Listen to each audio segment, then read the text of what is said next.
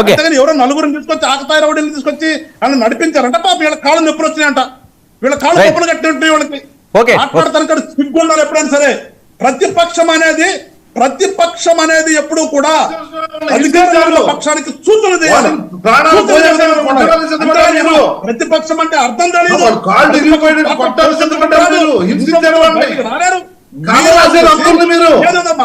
పౌర హక్కులు కాలు రాశారు మీరు, ప్రజల హక్కులు కాలు రాస్తా ఉన్నారు మీరు. తప్పుడు మాట మాట్లాడతారు మీరు. ఇష్టం వచ్చిన చేతులు తీసుకుంటారా చట్టాన్ని? చట్టం అనుకుంటారా మీరు? సాక్షిగా ఉంటారా అధికారం? అధికారం దొంగదారులు వచ్చిన అధికారంలో కనపడుతుంది తప్ప కనపట్లా. కోర్టుకు పైగా సంతకాలు పెట్టినప్పుడే మీ అధికారం ఏ విధంగా వచ్చిందో అర్థమైంది మీకు. ఇంత తక్కువ కాలంలో ఇంత వ్యతిరేకత వచ్చిందంటేనే అర్థం చేసుకోండి మీ అధికారం ఎలా వచ్చిందో.